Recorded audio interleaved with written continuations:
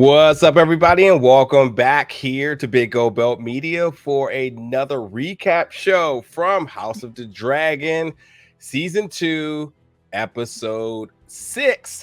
Stevie and I are ready to break this episode down, full spoilers, all that good stuff, because there's no reason you should be wanting to look at a recap unless you watch the episode. Or maybe you do want to watch it still. I don't know. Some people like to watch recaps first, I guess, to kind of give them a little bit of a heads up, and then they go watch it. And, you know, to each his own, I guess. But nonetheless, we're here to talk full spoilers about episode 6. So if you've been following us along this season thus far, we always like to start off with our review, essentially discussing what we thought about the entire episode in a few words or so. So with you, ladies first, what did you think about episode 6? Yeah, I thought this episode was really good.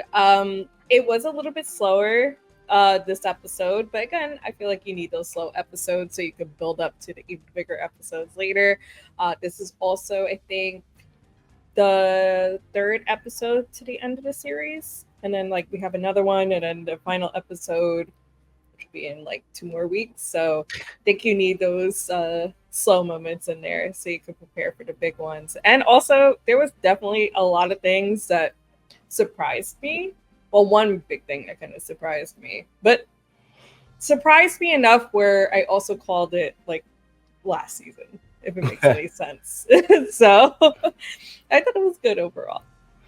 Yeah, I enjoyed this episode. I thought some of the themes that were kind of hinted at over the earlier parts of the season are finally coming into play. One of the big things for me was Rhaenyra understanding how to win war without actually fighting, and the turmoil in King's Landing, and winning over the city folks, shall we just say, in a way that is causing this minor form of rebellion could be monumental in the long run. So that's interesting for me. But overall, yeah, I think it's a good, solid 6th episode of the season.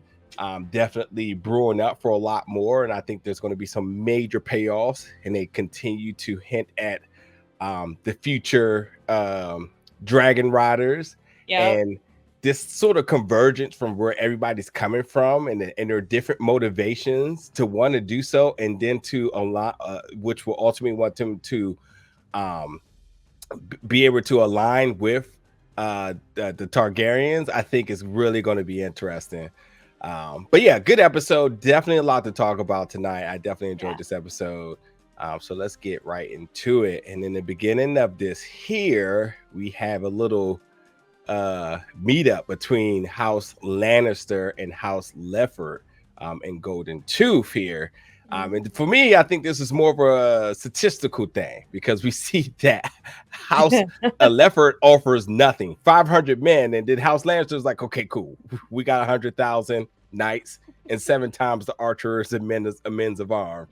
And while that was a little bit of a flex, they're like, well, you know, we're ready to march on your command. He says, okay, cool. Well, he says, well, listen, tell my brother, who was his twin, obviously, in Thailand, Lannister. He says, we'll move once we get that dragon out here with us, and we'll do what we have to do. I had no idea they were twins. Yeah. I had no idea.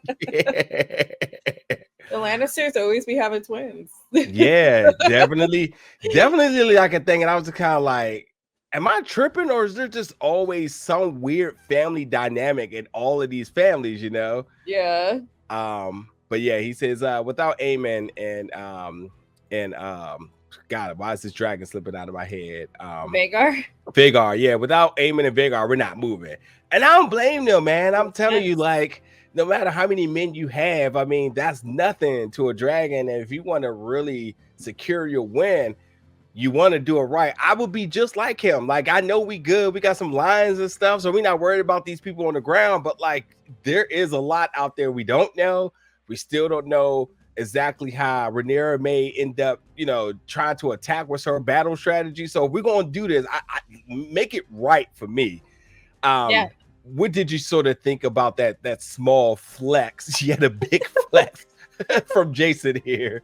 Well, the the Lannisters are always like that. They're always like big flashy people and stuff like that. I always feel like they are. They're always trying to flex. And then on top of that, I feel like the word of what's happening in the last episode with Vhagar and killing Melees and things like that. Now people are like, okay, we're not going to do anything unless Vhagar's here, because basically he's like a nuclear bomb.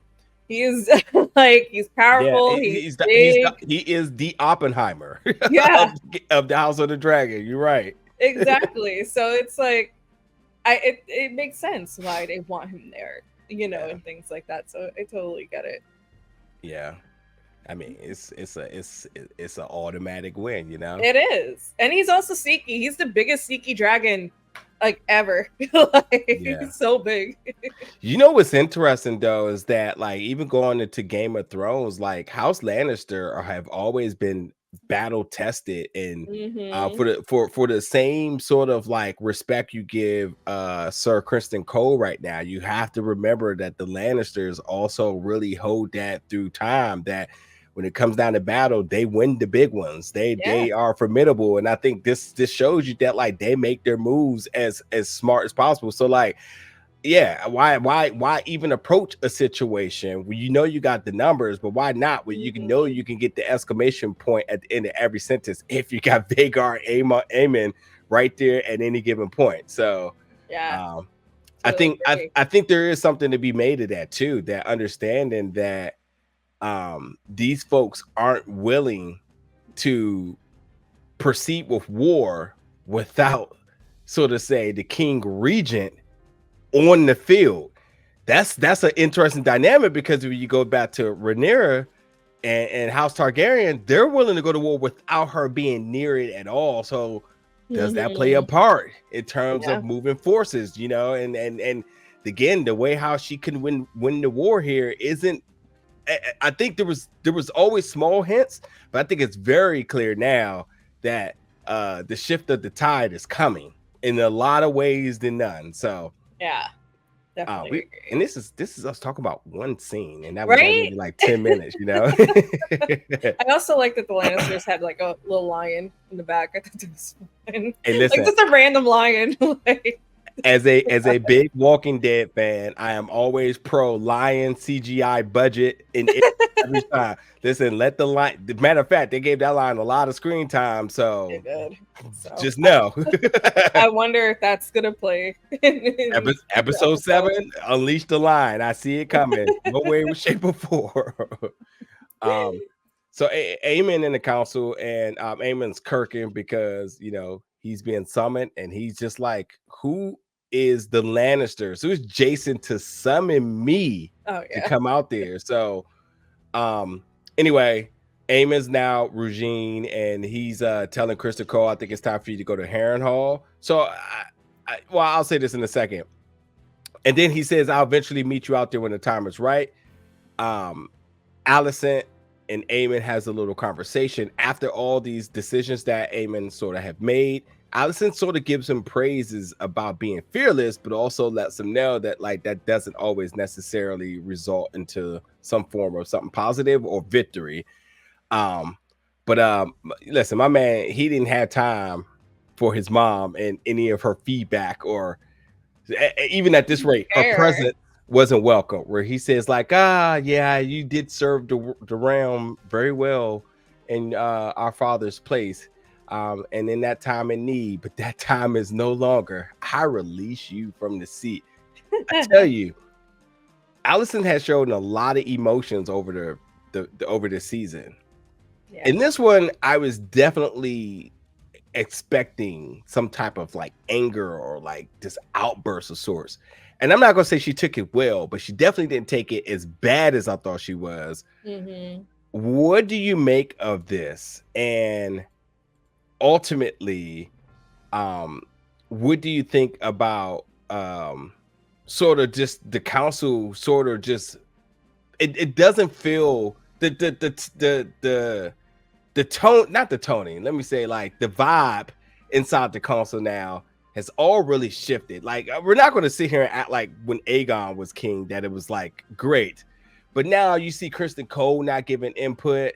he's just kind of just taking orders, and everybody's so fearful. And Aemond is just more heads on about what he wants to do, and that's what it's going to be, and that's it. So everything is completely shifted from what we have seen. But for you, what do you sort of think of that? And ultimately, what do you think of Alicent's like reaction to being fired from her job? I think with that, it's just like, what else are they supposed to do? Like, what else? Like, Aemond is like literally the most powerful thing right now. Like, he's king, so everyone's gonna listen to him. He has the most powerful dragon. I feel like they're scared. They have nothing. They have no other thing to do but to listen to him now. He's also a loose cannon. You know, he could do whatever he wants, and he obviously doesn't care.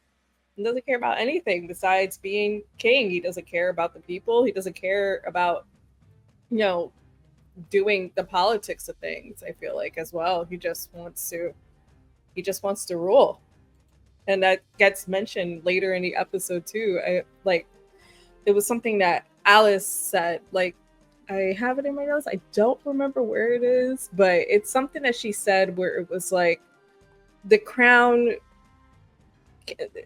is something that could be won, but it's also a burden too. So it's like, you know, I feel like that people are trying to obtain the crown just to have it, but they don't think about the other stuff that comes with it, or they don't care about the other stuff that comes with it. They just want to win.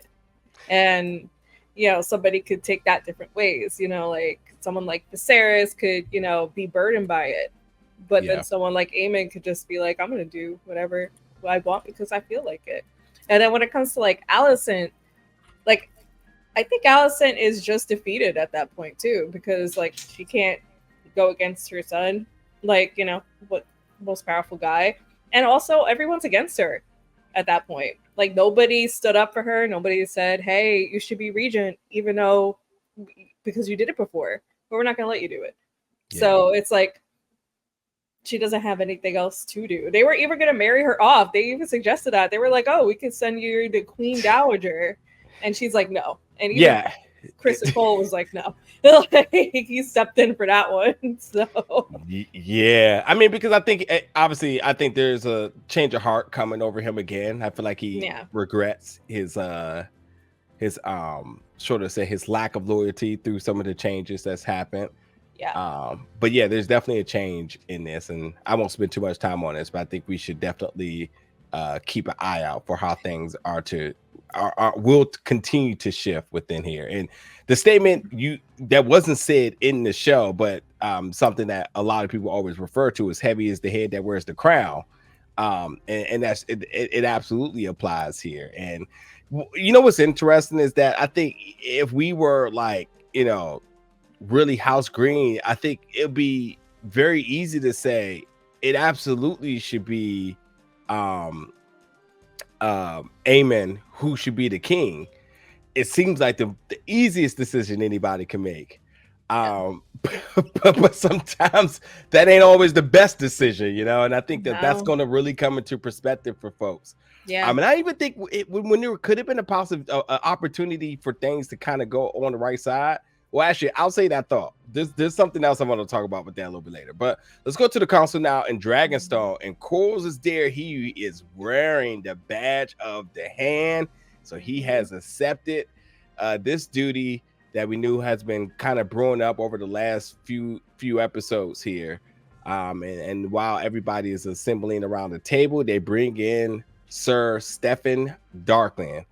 And Rhaenyra and Jace kind of have a quick look at each other, and we know this is definitely by result of what happened at the end of last week's episodes, where they talk about, well, we have a predicament here. We need more dragon riders. We have Vermithor, Silverwing, and Seasmoke, as they know. And I love, first of all, the reason why I really love this scene is because I think to make a statement like this and how desperate the statement sounds, I love that they checked off every box to really explain to everybody why we got to this point. And I say that to say because Stefan basically comes in here and was like, well, what about Princess Rhaena. There's like, that didn't work. And it was just like, wait, are you sure? Like, he's like, well, you are of noble birth. And he's down himself like, listen, they're gods. I'm just the man here. Like, the dragons are gods. I'm just the man. So he's even contemplating the idea, like, this doesn't even seem possible. This doesn't seem right. Like, I am a loyal soldier to you, but this doesn't seem right. Which to me, you think like, well, if you was on for a dragon, how fast would you run to the finish line? But he's sitting here like, are you sure? Check every box off to make sure that he somehow, some way ended up in this situation and it wasn't just a fluke. Which we'll clearly talk about in a minute. But I mean, this was just, to me, just the first stop in their recruitment plan to get new dragon riders. So anything to make of it before we get to, I feel like the rest of this conversation is going to come out when he has a quick face-to-face with his new potential match. Potential dragon. Yeah, no, I mean, it makes sense. I mean, there is others out there. Like, I think also, like, it's not only Darklands, but I think also Baratheons have Targaryen blood, so they could do that. Tarleys, like Sam from Game of Thrones, they also have blood in them, so they're considered dragon seeds. I think that's what they're called. So, it's good to see. I like that they explained it too, because I could see how all this could get confusing, maybe for people who don't read the books or something, or not familiar with the series, and maybe this is like their first time watching it, because like ever since like the first Game of Thrones, it's always Targaryens that rule dragons. So I could totally see how this could be confusing. Even some of it is confusing for myself. So like with the Valerians, but we'll get there. I think like for anybody who's not like, and I could even speak for myself here, for anybody who's not really like big into like the lore or know the books, in and out. Let's just think about it. What family situation has been like normal in any of this? So why wouldn't there have been some mixtures and all sorts of different possibilities that come out? So of course there's going to be Targaryen blood flowing through other folks that happen to have to be another name because of politics, shall we just say. So like it definitely checks off, and that's why I don't think nobody's surprised. I think everybody's just kind of like, damn, we really had to steep this low. All right, fine, let's do it. Let's do what we gotta do. I mean, it would be like if you needed a ride somewhere and you had to call like your third or fourth cousin that you ain't talked to in like 5 years, and you just like, hey man, I need a quick ride, blah blah blah. Like, damn, I ain't heard from you in forever, man. I'd be like, all right, I got you. I'll pull up. Oh man. All right, so Daemon now, because nothing about Daemon's story has progressed over the last 3 episodes. I will say I am frustrated with this because it ain't. But once again, that he's tripping balls in this place in Harrenhal, which is clearly cursed. But I think the only real development in this is that he's starting to realize that like somebody's doing something to me. I need to go. Yeah. It's interesting, and maybe I don't know, maybe this is just a thought here, but is his sort of obsession to be the king or to be a ruler making him want to stay outside of him knowing that he needs to go? Is it like some unhealthy obsession where he's like almost like an addiction of sorts, where it's just like, it's not good for you, but it makes you feel good to this thing. Like, I feel like he's like battling something like that. But I mean, he's getting to a point now where he's kind of like, I'm kind of like, he's losing over this. Yeah, he's definitely losing it. But listen, I'm never going to complain getting some King Viserys back on screen and laying it down. I mean, obviously the last time we seen him, he wasn't doing too good. But seeing him healthy and as the king and putting his foot down, holding his brother accountable for things. I have given you everything, and all you've done was thrown it back in my face. Yeah, I enjoyed this. That was in the first season too. I had to remind myself. I'm like, yeah, that's in the first one exactly. I loved it. I loved seeing him back. I think he was so good in season 1. So this is great. I had a feeling we would see him again because he was seeing everybody else throughout his life, and I was like, when are we going to see him? Yeah, no doubt. Yep. But anyway, once he decides to break outside of the room where the Iron Throne was at, he sees poor Sir Simon Strong gets a knife to his neck. But after that, he gets frustrated. I know I'm probably skipping over some things, but he gets frustrated with that too. Leaves out of the council and heads to his dragon. And before he gets there, of course, he runs into Trippy Queen herself. What's her name? Alice? Yeah, Alice Rivers. Yes. You know, who's honestly, the only thing I gotta say about her is I feel like she's so tricky with her wordplay. Like, I feel like she'd be trying to say some things, but I'm kind of like, what are you trying to say? But I'm like, I guess you mean something. Anyway, now all that being said, what did you think about the 18th time that Daemon has tripped on this season? After a while, like when I was watching his other dream again, I'm like, I wonder if he likes this. Like, what if he likes these weird trippy dreams that he's having?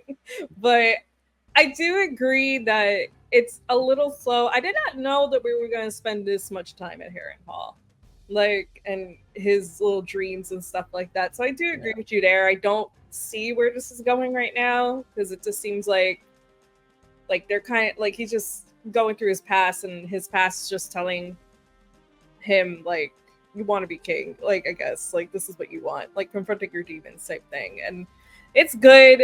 It seems a little fillery, but I mean, like, I guess, you know, it's important to have those moments, and maybe it will play in later. We'll see. Yeah, hopefully make it make sense. Harrenhal has been oversold, underdelivered. They don't have the troops. They haven't been able to rally these men. People are still desiring it because of the size of the castle. Everybody has talked about going there and whatnot. So the convergence there is soon to come. But for what? I guess. And like for everything I love about House of the Dragon, Game of Thrones. Like I know everybody loves the dragons and whatnot, but I've always been very much pro the locations first. So like the idea of war or anything with that being a backdrop definitely becomes interesting on that note. But other than that, I'm like, well, what else does this place serve besides like a false promise to folks? Yeah. Also, I'm thinking too, like, does somebody else get there and then they start going down the trippy road? And who would that be? And who would we want? So, I mean, I a couple of weeks ago, I would have like, oh, well, easily let Aegon be the one, but I don't think we're going to see Aegon doing anything in a while. He can do nothing for a long time. All right, so Rhaenyra and everybody is looking at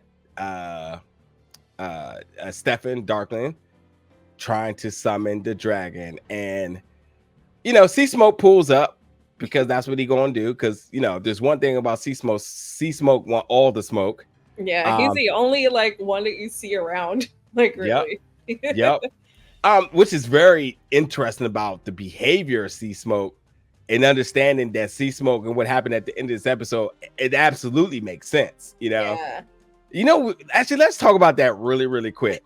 You have been talking about Seasmoke every episode in one way, shape, or form. It just kind of, to me, it was kind of like, is Seasmoke becoming impatient? There was this whole label that, if there's not war, they're going to get antsy, and their behaviors might be unpredictable. We don't know what they may do. And Seasmoke is summoned with a saddle on the back, by the way, too, and constant and plays nice, like, I'll go along with this, which nobody was sold in this scene. I don't think there was one person watching this episode that actually thought that this was going to be a successful mount and partnership. Oh yeah, but what's interesting is that all this time, Seasmoke has been sort of say venturing yet scouting for his rider, which is why when it happened. It seems like it's random, but at first I was like, well, where the hell did that come from? But after I was like, no, Seasmoke has always been just out and about, and every time Seasmoke is spotted, everybody always say like, yeah, we just seen a random dragon there, and it just ultimately, because most of the time people can't identify who's who. So this is a very strategical measure. And I also think in a very odd way, this is a message from Seasmoke to Rhaenyra saying, I got this. Like, I know what you're trying to do, but I got this, which is why I was kind of like a little bit of a little like a chuckle when Stefan was burnt, and kind of look at Rhaenyra like, whoops. Yeah. But what did you think about the failed attempt here, and the adventures of Seasmoke that's been happening up until this point? I mean, like, I knew that writer was not going to be Seasmoke's person. Like, you could just tell. You could tell when it's a red shirt and they're going to die. Like, you know, so, I mean, like, we find out later who the true writer is. I mean, I did kind of know already. So, you know, that was a little bit of a spoiler for me when I found that out. But from the books, or no, just online. Like, someone said something online, and I was like, okay, stay away from the Reddits. You stay away from it. Stay away, because that was spoiled for me. and I assume, because, you know, these episodes don't never get leaked, so I assume this did come from the novel. Yeah, it came from the novel. Okay. Exactly. Yeah, so hold on, I want to tap on that a little bit here. So when again, somebody who doesn't read the book, but I also have heard people say, like, you know, they've made changes for the show outside of the novel, which everything that has some type of reference or source material, whatever, always makes changes for cinematic television purposes. You know, it could be Marvel Comics, DC Comics, be The Walking Dead, it could be whatever. There's always these changes that happens. And I don't think anybody wants most things to be one for one, because that takes away from one or the other in terms of like loving all of the material in itself. But I think, you know, I guess for your case, it kind of gives you a suspicion that it can go that way. So when it really does happen, what do you kind of think? Like, I knew, or you kind of like, I hope they were going to make a change? What were you kind of thinking? For me, when something like that happens, it's just like, I'm just waiting for it to happen. So it's like that impatientness. So it was like, for this, I was like, okay, I'm waiting. I'm waiting to see who his writer's gonna be, how they're gonna tie into this. So that's like the whole thing about that. Otherwise, that I'm not sure what else is gonna happen later. I don't, but because I'm not even up there in the book yet, so they're not even born yet, you know. So, but that was one of the things that was spoiled. But usually when that happens, I'm just like, okay, I'm just waiting for it to happen. I don't think that something like that would have made any difference, like, you know, in it if they changed it. I think it would have been fine either way. I apologize to our viewers tonight. I am going to shift things up just a little bit. I'm going to go all the way to the end of the episode here, because I got some questions I'm thinking about. So now that we know who Seasmoke Rider is now, and we know that Addam is a son of King Corlys, and they know, the brothers and Alyn and Addam know, they know, which is, I think this is the first episode that they acknowledge that they know.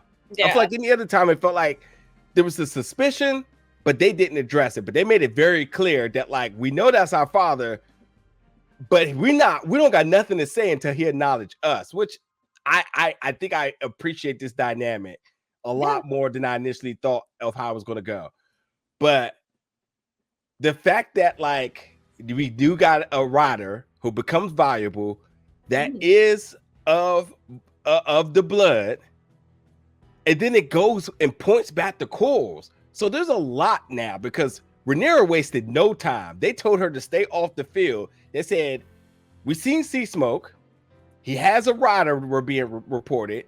The suspicion is it from House of Green? And we don't know. Yeah. So this is fine. So there's a mild measure of danger here, because she doesn't know what she might be walking into. But she's also very optimistic and frankly desperate, because she needs the rider. So when she puts all this together here, I don't know if you've already know this either, but I'll just shoot it at you.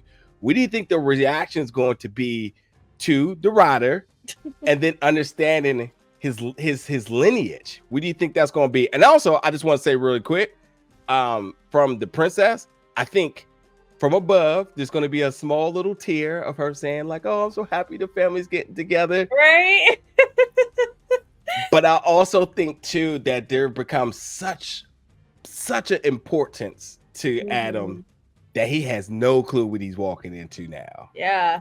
I don't know. That's the thing. Like, I don't know. Like, I just know that he is supposed to be the writer. I don't know, like, how he's a writer or anything like that. Because, like, with the writers, you're supposed to be Targaryen blood, and Corlys is not Targaryen, and he's not. Yeah. And Rhaenys is not his mom, so it's like I don't know how it connects. Like, there's different theories. Like, I think like one of them is like Seasmoke's egg was put in Laenor's like crib, and that's how they have that bond together because that's like a Targaryen thing. Like another one is like Valerians come Valeria, and it was always said that Targaryens were dragon lords, but maybe also Valerians are. Like they could do it, they just never tried because they were always saying like Targaryens are the ones to do it. So that's like for his lineage. I'm not sure how that works out, but I think the reactions are going to be very interesting because obviously Rhaenyra doesn't know probably about Corlys having another kid and stuff like that, and I don't know what he knows about being a dragon lord, or having this like bloodline in him that he could do this type of thing. So I don't know. It's gonna be interesting to see next episode. I'm excited. I know it's like in the trailer. Like I think you see like two dragons or stuff like that, and they're gonna have like a conversation. So that's gonna be interesting to see. Yeah, I think all that time they spent reading all that scripture, they're gonna be like, whoa. Jake's gonna be like, we didn't see this anywhere. So I think it's definitely gonna be for everything that this episode might have been considered slow. I think next episode's got to be even slower because they have a lot to explain through conversation, through certain characters meeting with one another. Like there's going to be a lot. And also I think at some point too, Daemon's going to end up coming back, and that's also going to be a lot. I mean, she questioned his loyalty in this episode, said, I think he's gone. I think he's against me. Maybe it's my fault, but I don't think it's true. I think the desperation, I think the accountability that he's been being driven through in all of his dreams, that sort of measure of him having to be self-aware of his selfishness at time. I think that's all going to come back. And I think he's going to make. I think the best decision for him to make, the decision he will make, is to realign back with the queen and do what he has to do. But yeah, we still got so much more to talk about here. So let's get back to the rest of the episode here.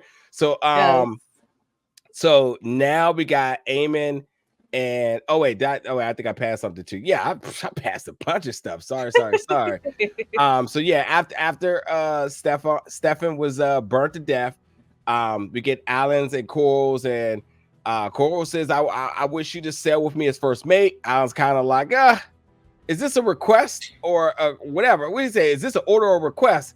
And he basically was like, I expect you to show up tomorrow. And he looks over at his brother Addam, and they're kind of looking like they looked at each other like, this nigga. Like, hey, that look has transcent time for many, many generations from one brother to the next. He's looking like this nigga right here, man. But I will say, in all seriousness, though, I think this was like one of the brothers looking at each other saying, like, I think this was Addam looking at Alyn, basically saying, like, this probably was an opportunity to start the conversation, and you decided to take like the hard road out. But let's just be honest, though, that's unfair pressure, because I think if it was flipped, it would have been done the same way. Yeah. Somebody is they're trying to mend this situation, but nobody wants to be the first person to say anything. All three of them know who they are. All three of them know what the situation is. All it takes is for one person to do so, and it better not be Seasmoke being the one to bring the family together. And I got a huge hunch that that's who it's going to be. Yeah. Seasmoke going to be looking over like, listen, I am tired of y'all. Seasmoke probably black, so Seasmoke probably like, I am tired of y'all niggas out here arguing about nothing. We got a war to fight. I done found my man. We ready to ride. So what's good? Anyway, for audition number 1 for the future Dragon Riders under Queen Rhaenyra, we're at the bar with I believe they said, is it Oof the White? Is how they say it? I think so. ULF. But anyway, the importance here is obviously because we know they're going to keep giving these little nuggets about the future Dragon Riders and whatnot. But beyond that, beyond we knowing that this character is going to be something, whether you know the books or not, is that he has a loyalty to King Viserys. He speaks very high about them, but we also are understanding what is happening on the ground in the streets at King's Landing, why everybody is struggling, why we hear that Aemond is balling out of control inside the castle, treating everybody good, with food and everything, and they out here pretty much left starving outside of the kingdom. So we got basically a measure of the lay of the land from first accounts from the folks, and we have the future dragon rider of America and Oof America. I mean Oof America, Oof the White, who is basically getting fed up, which should be the driving factor for the sort of loyalty towards Rhaenyra. So like little stuff like that, and we obviously got one other person to talk about after this too. But anyway, two. Yeah, two. Well, one because we already talked about what's his name. So we still got one more to talk about. Okay. If you're talking about Dragon Seeds, okay, yeah. Dragon Seeds, Dragon Seeds, Dragon Riders, But we'll get to the other one in a second. So Rhaenyra now gets the word that Seasmoke has fled to Dragonstone. Rhaenyra's pissed off because Lord Bartimos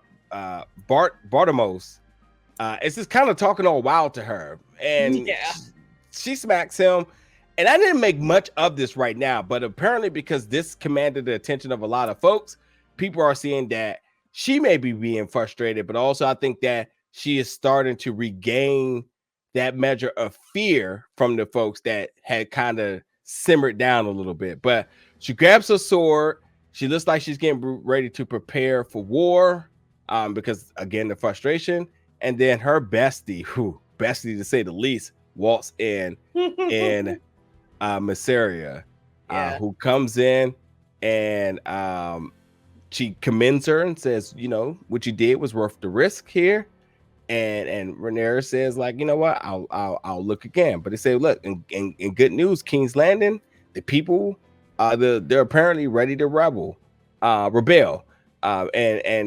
we now go back to the streets and we see Hugh's wife, who he was going to be the next person we talk about. But the one thing why his wife, I think, gets a lot of attention. I don't know what the wife's future is, but I will say this: she is the wife and the mother of his child, and she's fed up. I think with the thing that should be noted is that they have a sick daughter, and the fact that the mother has to be outside the house looking for food lets you know that like the measure of desperation in that house is through the roof. Yeah. So you have to understand that she's out there like, I'll take scraps, I'll take anything, is not a good look. Only to see a bunch of sheep come through the alley and everybody, the town folks are saying like, oh, that's a lot of sheep for your dragon there. So yeah, the small folks have become restless. Not happy. So we get Aemond and Lord Larys, and Aemond wants to know why is everybody angry at them. Lord Larys, with all the stuff that he's been saying, it all came down to him requesting to be his hand.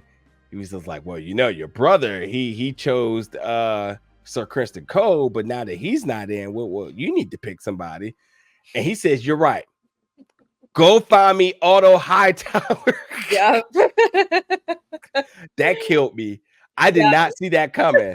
Right. Which I was going to say earlier, this could be the change that does save everything. But Otto not coming back for him. That ain't happening. Right now, Otto is somewhere. No one has been able to reach him. Like apparently, he's just AWOL somewhere. So. I think it's by design, though. I think he has his ear to the streets. He knows what's going on, and if he wants to be found, he'll be found. Just like Sir Gawain said, he's like, he's the same. Say if he wants to be found, he will appear when there's something to be said or something to be talked about, something to report. Yeah. So I think he's very strategically not being found. He's not dead. I doubt that. No, by all means. So either. No. But I think he's being very strategical about what he's doing. Agreed. But now we hear that Aegon has regained consciousness, which I was like, oh, I guess I was wrong. I thought it was done. But Aemond goes to see Aegon, and Aegon is in bad shape. And instantly, my man, just like the Alphabet Boys or any type of law enforcement, They don't care what happened when they're trying to get that information out of you. They're gonna ask you at even the hardest times of your life. So it's like, what do you remember here? Yeah. I like the consistency here because he doesn't care about his brother, but he is making sure that his ass is protected for his actions that we all know that he did 2 episodes ago. Yeah, man. What did you think about Aemond going to see Aegon, and what did you think about Aegon awakening and declaring he remembers nothing? I think he's saving face though. I think so too. I think he is just saying that because he probably does remember what Aemond was going to do. And when I first saw it, I'm like, oh my god, he's gonna kill him. Aemond's gonna kill Aegon. But there is something interesting about Aegon, not Aegon, I'm sorry, Aemond. And I like his whole little thing that his whole little like arc that he has. Like he started off as like kind of like someone who pretended in a sense, because like he always pretended that he was the villain. Because you know, he never told anybody that he never told anyone that he killed Jace or the other son, Luke, by accident. Everyone just assumed he did it on purpose, and then he's kind of just playing the villain. Everyone's scared of him, and in reality, he didn't want to do any of that stuff. It was Vhagar that kind of did everything. You know, he didn't have control over him. That's how it happened. And now it's like he pretended to be the villain, but now he is the villain. Like he kind of like transformed into that. So I thought that was very interesting to see from him. But yeah, I really thought he was going to kill him. But yeah, and he gave him back his little king ball thing too. Stone ball. Yeah, I think he put it in his chest. But yeah, he tried to use one of those reverse psychology tricks in terms of telling him like, okay, well, just remember you challenged Meleys. It was foolish. Yeah. And he says, I remember nothing. And and as he walks, I say he has a long road ahead of him. I also think that the Sir Maester is maybe playing a little bit of maybe both sides of this as well too. I think the recovery may come back a little bit faster than he's leading on, but I think he's trying to protect him. I think everybody has loyalty to the king is what we need to remember. And I think let's not forget that Aemond in the council, it ain't a comfortable place. It is by force. It is by fear. And I think everybody realized that if Aegon comes back, things get to some measure of normalcy again. Maybe. Yeah, maybe. So, we'll see. We will see. All right. So, so we now get Rhaena and Joffrey, baby Joffrey, I just want my mommy. I know. As they're going for a little walk, and I mean, this is such a precious moment because they are here for protection at the Vale. But as they walk, they see some ashes, they see some charred ground, they see some skeletons, and it looks the doing of a dragon. Then we get them inside. They're playing with their baby dragon. So I don't know how much time that did takes, but these dragons are now out of the shell and they're just kind of playing around. This is like House of the Dragon, Ryan's World or something in there. But yeah, I guess monetize that channel. But yeah, Rhaena's not happy because she felt like she's been. First of all, she wants to. It's been assumed that she wants to leave, so she's been able to get word that she can go to Pentos because she hates it there. But then she says to what's her name that you misled me. There is a large dragon here in the Vale, and then she explains to her like, yeah, but it's a little bit unpredictable, much like we hear about all the other dragons that kind of raging more for food, etc., etc., etc. So a lot to really make here. There's a stray dragon, large as they say. Who's clearly leaving a mark, eating animals, burning grounds. But who dragon is it? Is it really a wild dragon? And let's not forget that what's her name that they're with has requested a dragon for protection. Yeah. But she was very much aware of this dragon here.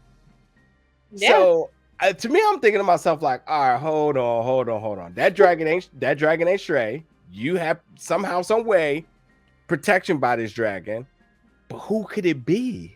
Yeah, there are wild dragons. This is the other dragon rider I was talking about. That's how I was like, oh no, there's another one, because I really think they're trying to set it up where Rhaena's gonna get a dragon. Yeah, So I think that's what they're trying to set up here. There is a wild dragon in the Vale called Sheep Stealer. He literally steals sheep. So I think that's who it is. Oh, okay, check out. I mean, again, for not knowing, I can only speculate here. So I'll just come from Yeah. the very left field of this. Is that the first thing I think it was like, okay, well, she clearly has. She doesn't seem so fearful for wild dragon. I mean, for somebody who's requesting dragons for protection and large dragons for Yeah. protection, you wouldn't have hid that there's a wild dragon That in your is true. vicinity. You know what I mean? You Yeah. would say like, listen, if you knew you had an enemy, you want a strap, and you're gonna say because that person got whatever they got. You know what I mean? You're not gonna just randomly like missing out on essential details here and information. So that's what makes me think like, oh, she knows something about this dragon, and I think she's just trying to double down on the protection here. No, agree. But then before you say what you had to say, I was like, where's my man Laenor at? Yeah. Where is he at? Is he really dead? Like I'm not sold. He's alive. He's definitely alive as of right now. He's not dead, but where is he? And will he come to be the glorified White Knight at the end of this season for Rhaenyra? It would be like Twilight-ish, like Edward coming back, or Jacob finally coming back to save Bella at the very end. I don't know, but if it is just a stray dragon and sheep stealer, you said? Yeah, I think so. Sheep stealer. Okay, well, see. maybe somebody tames it, and it's no way. I mean, they could be hinting at it because they definitely said like, "Oh, we tried it with Rhaena, but it didn't happen." Could it be? Yeah. Could it be? Could it be? We don't know. Yeah, I know that brought up a good point too. What you said about why is she asking for more dragons if she has one? It doesn't make any sense. I don't know why. The only thing I could think of is like the Vale, like in the books, like because now I went to the part where they talk about the Vale in the books. It's like supposedly like this really high up castle where you can't really get to by walking. You gotta like climb. It's like a whole bunch of stuff you gotta do. So the only way that you could like do damage to it is flying over like a dragon. So I don't know if they just want more because that's like the only thing that could really, that's like their weak spot. So I don't know, but I don't understand it either of why they, because like then you would just see a dragon rider. So why would you need more dragons if you wanted to tame a dragon? I don't know. It's weird. Yeah, there's definitely something a little fishy going on with that, but I don't know. Yeah. Episode 7, I think, is going to really clear that one up. We'll see. So the brothers Alan and Addam, as he talked about them and understanding their situation with their father, and they're not on the same page, but I think it is come down to them establishing like stop wasting your time being it's paraphrasing, being optimistic for something that's never going to come, and that is the acceptance of their father in all of this. And then he says like, you know, he ignored you, he always has, etc., etc., etc. So we see Rhaenyra looking by the water. Jace comes up, also commends her for the bold attempt. Talks about the reaction for her smacking Lord Bartimaeus, and Bartimaeus, yeah. And then she says like they must see me as a ruler. Then Mysaria shows up, says they got the gift we sent, and Jace wants to know what gift. And then we go back to King's Landing, and we see a bunch of foods coming by a bunch of ships with the Targaryen flag on it, and that was like, yay! It's like Amazon Prime for these folks, you know. They were happy as hell. Almost too good to be true. A little part of me was thinking that somebody was going to reject it and go back and just tell the king, like, what is this here? But listen, it does tell you that even in the sense of like how that could be I mean, let's not forget that people were just getting hung in the town for their wavering loyalty here. Accepting this food is absolutely treason. Absolutely. Unless you had nothing to eat and you were like, I'd rather eat. You know what I mean? It just does explain just really the desperation in the town. So yeah, I really, really love the storytelling on this note. So Alicent looking over Aegon and asking why is his name the Grand Maester about, well, what happens? What would it be if he lives? I mean, she's just asking about his conditions, what's his road to recovery, and then ask what would it be if he lives. And the Sir Maester was basically had nothing to say, which is kind of like there is no measure of coming back from this. Like the Grand Maester, excuse me, there is no really coming back from this. But they said they are looking for Otto. They sent them letters, but they can't find them nowhere. Alicent goes outside. She does look a little bit confused.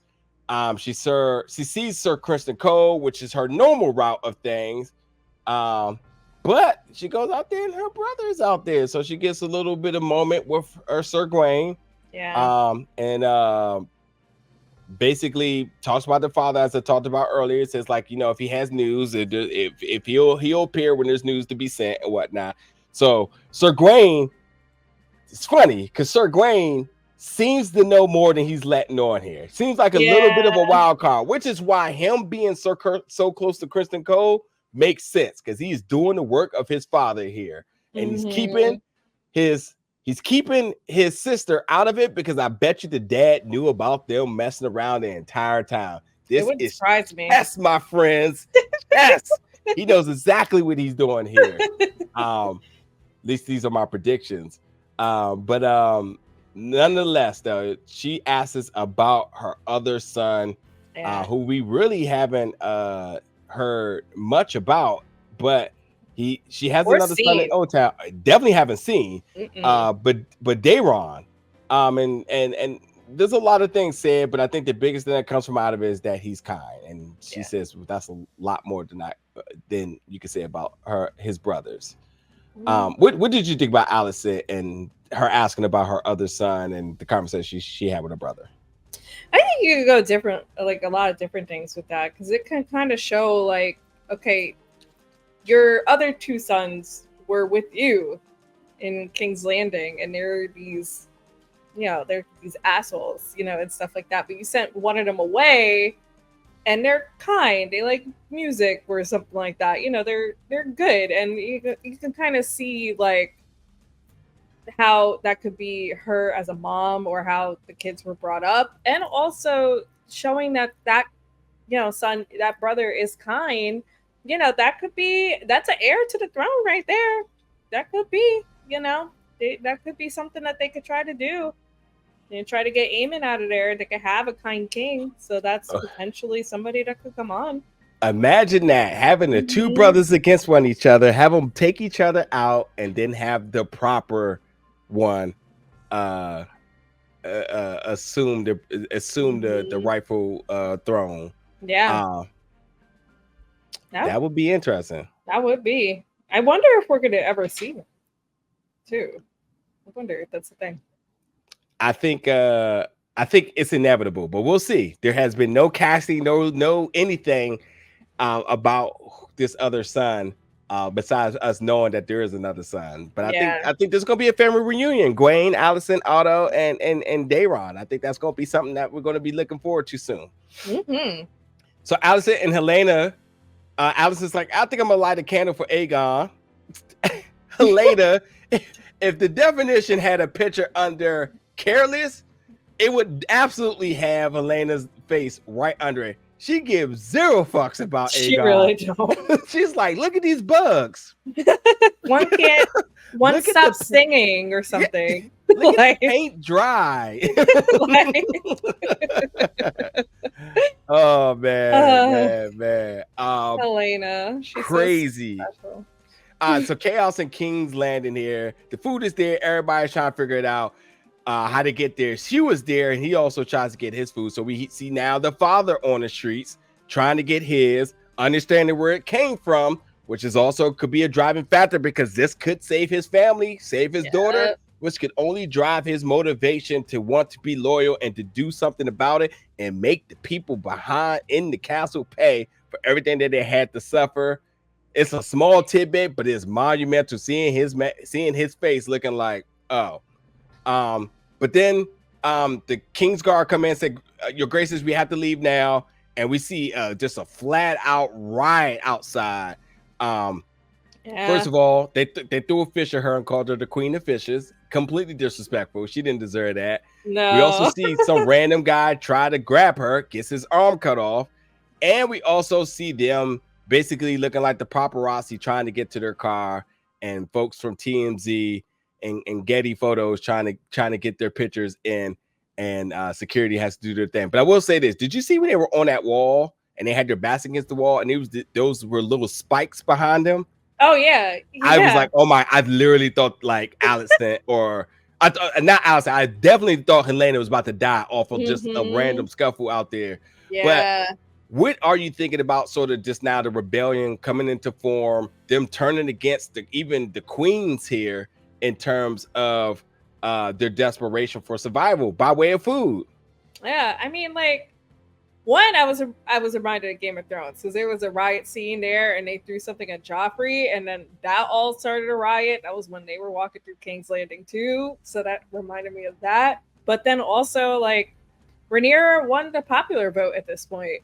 Like, they're saying "Long live Queen Rhaenyra" and things like that, and they're really fed up with the Greens, you know, and it just shows, like, you know, that no matter how much guards, no matter how much protection you have, once you're in those streets and those people are angry, like, you could really get messed up out there. You could really, really get hurt. And I feel like that these royal people, the kings, the queens, the princesses and stuff like that, like they just don't know. They just don't see it. They're just up there dealing with their own drama, their own whatever, starting a war that's affecting everybody. And now it's like they're really, really seeing it. And I thought it was also interesting too, because Alicent was like, put your swords away and stuff like that. Because I don't think she wants,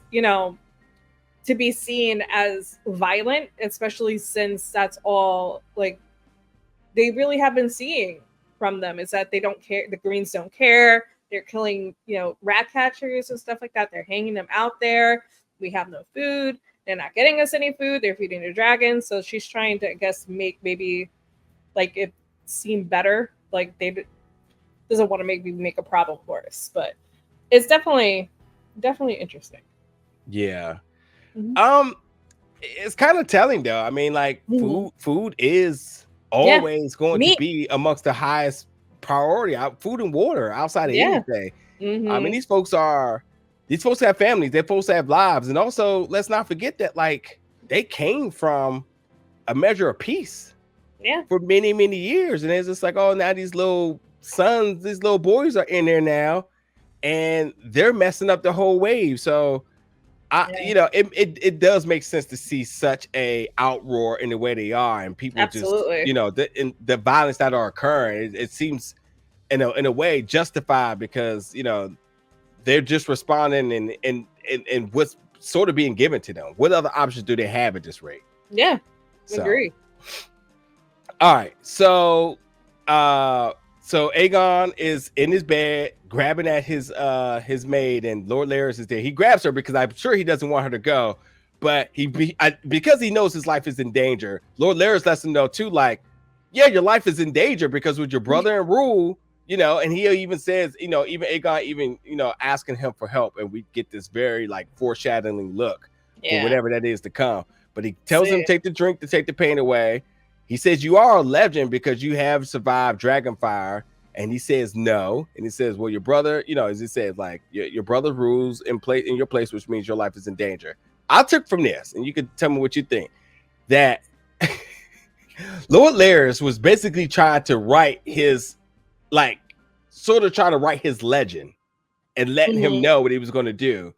And because he's, Lord Larys is also kind of a weasel too. So he's trying to figure out whatever he can do to get his place. And he realized that there's nothing for him with Aegon, but he goes and sees him, maybe hoping for the best of whatever could come of it. And there was a little bit of like, he needed his help. So maybe he was kind of like, oh, I didn't think it was going to go that way, But I think it is interesting because I think him asking for help for us as the viewers, we know that he was definitely saving face with him saying he doesn't remember anything. He's just trying to be very particular about who he talks to get him out of this situation for somebody who can't get around himself.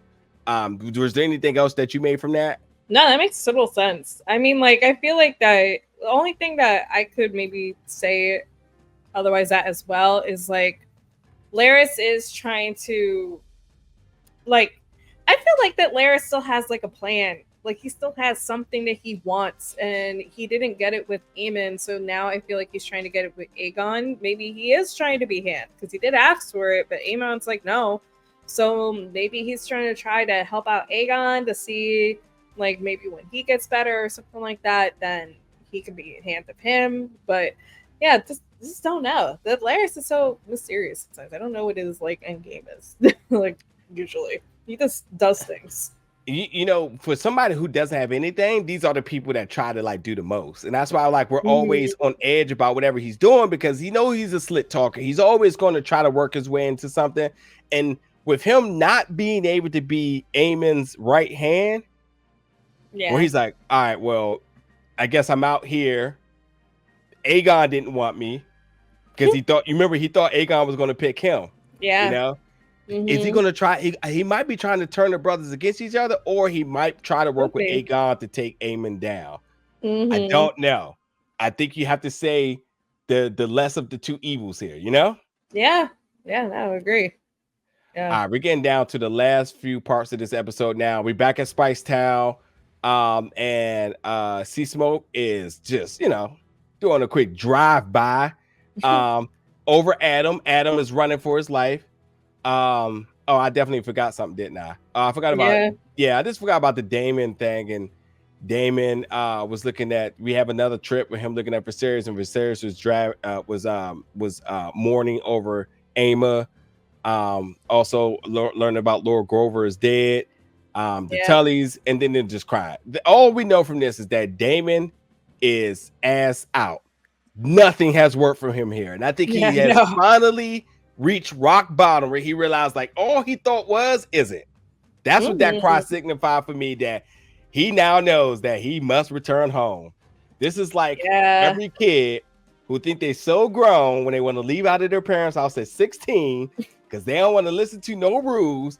And they got to come back to mama's door because it just wasn't working the way they thought it was. I feel like that's such a thing for him. I feel like that happened last season too. Because like he went to go fight the war. Then he came back and he said he's Prince of the Stepstones. That didn't work.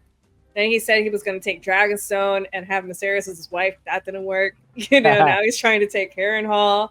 That doesn't work. So I just think it's like a thing with him. Yeah. Like always failing. I think that's what that cry was about too. Yep. So at Spice Town, Seasmoke doing a drive-by over Addam. Then we go back to Rhaenyra, and Rhaenyra's get word from Mysaria about the update of everything that happened at King's Landing. And then she again speaks about Daemon, who she felt like turned against her, and she might be the reason because of it. Little does she know that her baby is coming back very soon. And then we get Mysaria opening up about trust and about the graphic nature of what she experienced with her father for sexual abuse for months. And she also speaks about not being able to bear kids. So she's, you know, essentially you make from this is that she's been through a lot and she's very, very closed off about who she trusts. And I'm going to say in a very appropriate fashion here that Mysaria respect towards Rhaenyra was always very much seen and depicted over this time. And there was times that she looked at her and I felt like she kind of idolized her. Like I want to be strong like her. Yeah. And if I'm not going to be strong like her, I want to be able to aid her throughout everything she's going through. I felt like it was very just a very much I don't want to say professional, but like a very much like normal way of interaction between the two. And we see this so many times over that people do sort of bond over like traumatic moments. And I'm not calling this trauma bonding because I said that one time and somebody was like, that's not what trauma bonding is. But I'm just going to say, whether you consider it trauma bond or not, I think that it is very normal for people to bond over traumatic moments. And so for her to kind of express everything she's going through and to kind of console her and they kiss, I'm kind of like, okay, that makes sense. Then I started to think too, like, I actually think, like, going back, you can kind of look at her at times, and she kind of was looking at Rhaenyra like, oh, I think she does kind of find her sort of like attractive Yeah. and whatnot. But Mm-hmm. anyway, they get to this, and I think one way or another, I think they both needed it, but I do not see this to be anything more. And I think they Yeah. will get back to normal, especially when Daemon comes back. And I don't think there's going to be a measure of portrayal because of it. I just think this was just a very heated in the moment situation for the two of Mm-hmm. them that they needed. And that's that. What did you make of this, shall I say? What? It's like I always had like a feeling that like I was surprised by the Mysaria stuff, like her kissing Mysaria.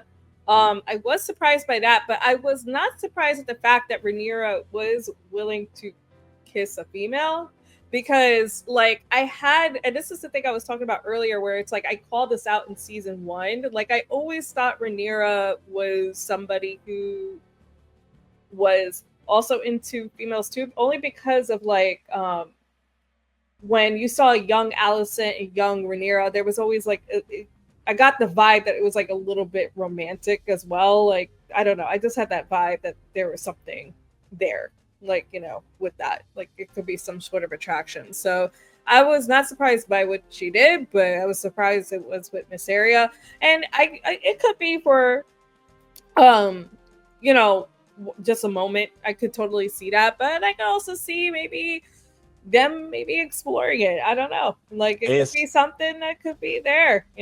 I don't, man. In the heat of war, I don't Mhm. think like Rhaenyra has it in her to do anything but Mhm. to win this battle. And I even think when Daemon comes back, it's not going to be Yeah. any different. But I think he's going to be different, Yeah. which Yeah. which should probably win her over more in a romantic way too, because he's Mhm. going to have his undying loyalty to her. He's going to obviously bend the knee to her. And I don't Mhm. think that him thinking that he's the rightful heir to the throne, I think that's all going to go away. I think it's Yeah. all going to just be about her, and the real battle is to come. What is interesting, going back to even with our graphics here, I don't feel like we're ever going to get back to a point when it's Rhaenyra versus Alicent anymore. That's the one thing I'm thinking, like, No. when does that Mhm. story come out? Because now Alicent is definitely like, she's down bad. Yeah. I don't think so. I don't Uh, even know if we might get them. Well, we might get them in the same room again. I don't know. We'll see. that's another good point. Yeah, Mhm. do we see them in the same room again? I don't know. Yeah. Unless Otto is cooking something up that we don't know. Yeah. Um anyway, last scene now. We get Kingsguard coming in saying Seasmoke was spotted flying over Spice Town, and from what we heard, he has a rider. Should I summon the council? Or Rhaenyra had other plans. She dips out and goes to find out herself, and that is the end of the episode. Mhm. We have already talked about our predictions about next week earlier, so there's no reason to dive any more into that. But I can't wait to get into episode 7. Me Truly too. can't. Me too. Truly can't. Yeah. So I want to see how they get all the Dragon Riders there.